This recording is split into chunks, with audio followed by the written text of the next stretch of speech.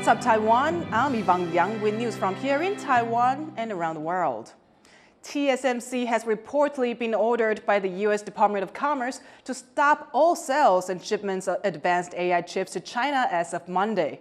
The Taiwanese chip giant says they will not comment on what they call market rumors.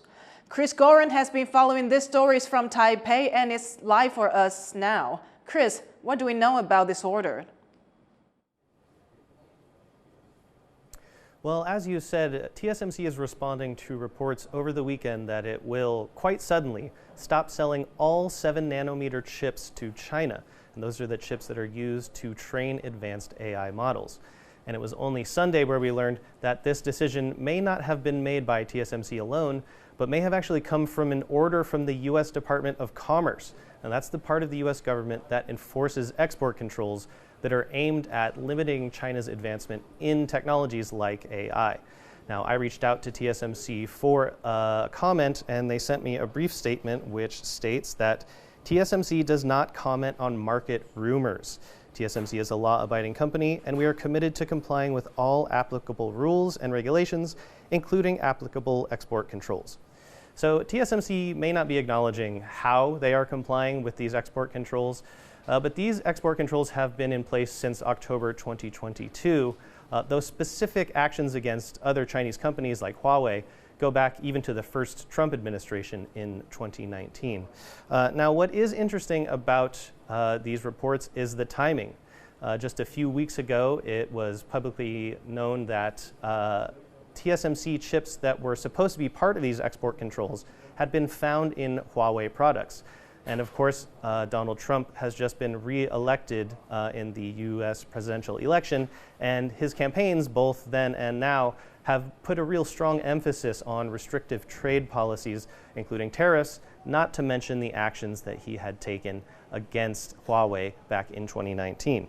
Now, to learn more about how these export controls have been part of Washington's greater strategy, I spoke to Bharat Haritas at the Center for Strategic and International Studies in Washington, D.C., and I began by asking him, does he think that these export controls will continue to be part of U.S. tech strategy regardless of who is in the White House? I think so. I think if you were to look back in history, and try to understand this sort of some pathological drivers of the U.S. national security psyche, even post-World War II, whenever there has been a pacing threat, a strategic or peer competitor, out comes out the economic containment textbook. They did it with the Soviet Union, they did it with Japan. So I think this is entirely a continuation of certain American tendencies, especially when it comes to maintaining technological leadership. And the reason for that is America has in many ways always squared off against a quantitatively larger adversary, first Soviet Union and China. And technology has always been that force multiplier that helps to deal with that strategic asymmetry. So I can understand certain acute sort of reasons for why US feels it needs to secure the technological leadership, but I think that genie is not going back in the bottle anytime soon. Well, what about TSMC themselves? They're a private company. Is this going to hurt their bottom line? So based on quarterly earning reports from TSMC, their Chinese exposure has been anywhere from 12 to 16%. Of course, we don't see the sort of subcategory breakdown of how much of those are advanced chips or not. TSMC, on the other hand, I think the impact of the export controls will be offset by the increased sales because of the AI revolution. Now, there's a huge demand for advanced chips from TSMC. Obviously, there will be some pain as a business. You want to sell as many chips as possible. So any loss is one loss too many. But then will this loss be fatal in any way or severely undermine their bottom line and ability to stay competitive? I think not for TSMC. Now, as you heard from Bharat there, TSMC may take a small hit, but it seems like everyone involved here, whether that's TSMC, China, or the United States, is getting used to the idea of an economic environment where export controls are a centerpiece of the U.S. grand strategy, won't be going away anytime soon. Thank you, Chris. That was Chris Gorin, and he was speaking to Bharat Haritas from the Center of Strategic and International Studies for that report. Labor activists have marched through Taipei demanding higher pay, lower prices, and more time off.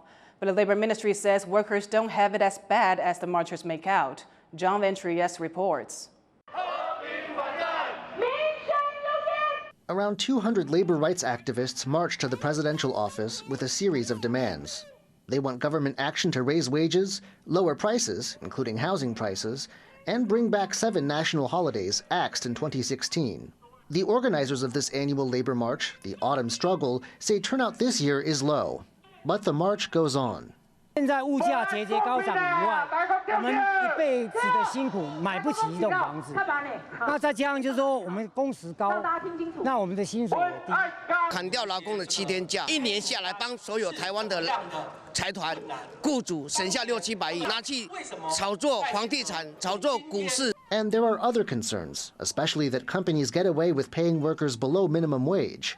They say these workers must do overtime or meet requirements for supplementary pay just to get to the legal baseline. The Labor Ministry, though, says there's a misunderstanding about working conditions in Taiwan.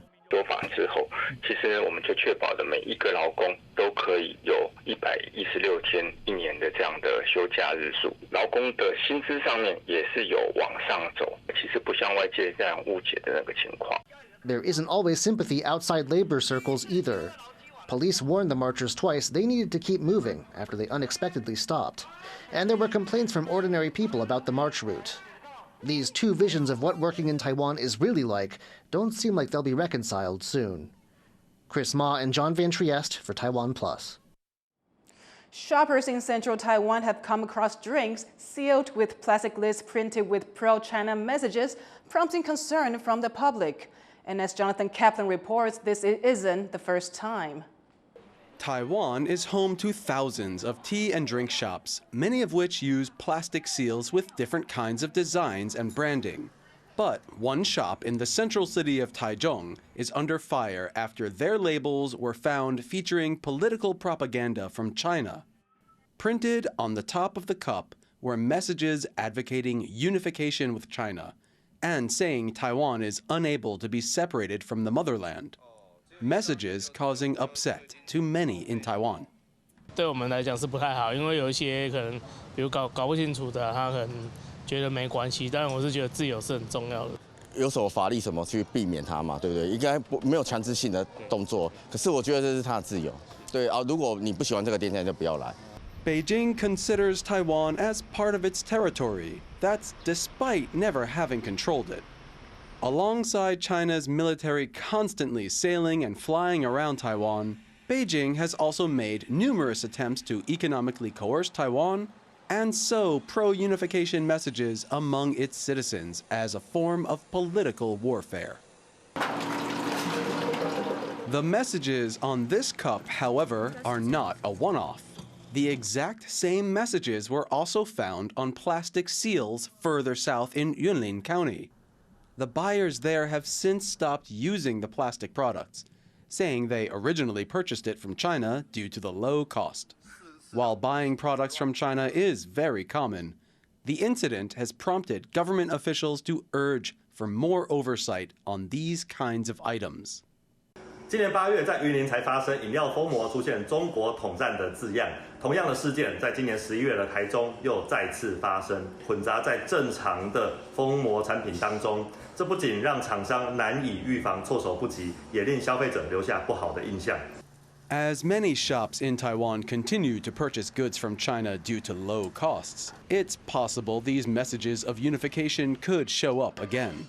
While the government has already raised the issue, it's still down to shop owners here in Taiwan to decide where they procure their products.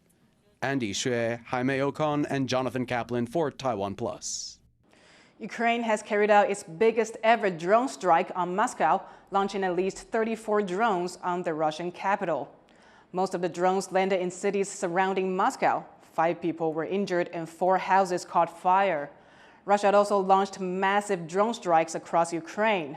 The strikes come just days after the re-election of Donald Trump in the United States, who has claimed he will end the war in Ukraine once he takes office. U.S. President Joe Biden and President-elect Donald Trump are set to discuss foreign policy issues when they meet for the first time since the election.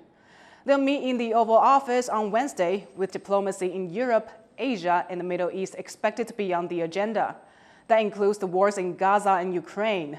The Biden administration will reportedly use this meeting to urge Trump not to abandon Ukraine in its battle against Russia. Trump had campaigned on ending the war in Ukraine, criticizing tens of billions of US dollars spent on military and economic aid. The president-elect reportedly warned Russian President Vladimir Putin not to further escalate the conflict during a phone call. World leaders are arriving in Azerbaijan for this year's UN COP29 climate conference. Lobbyists, experts, negotiators, and leaders will discuss ways to rein in global emissions and tackle rising temperatures. These have caused a surge in devastating floods, droughts, heat waves, and storms around the world. A key aim at this year's conference is approving a huge increase in funding to help meet the 2030 Paris Agreement. However, several world leaders are sitting out this year's meeting, including European Commission President Ursula von der Leyen and U.S. President Joe Biden. It comes as experts warn that U.S. President-elect Donald Trump's victory could prove a major setback for climate action. We know he's likely to reverse all clean energy policies and incentives in the US. He's going to go for fossil fuel extraction much more, which is going to be devastating for the planet. And he's not going to provide any climate finance, which is so vital for developing countries to transition away from fossil fuels. Host Azerbaijan is also facing scrutiny over its human rights record, as well as accusations it's using the meeting to line up fossil fuel deals. Huge crowds have taken to the streets of Taipei to raise awareness about wildlife conservation and the dangers stray cats and dogs pose to indigenous animals. Sandy Chi reports from the march. Thousands of people are marching in the heart of Taipei, demanding for better living conditions for the local wildlife. This is the Walk for Wildlife March, which is kicking off its second annual event in the city. Organizers are trying to draw attention to a growing problem for the country's wild animals.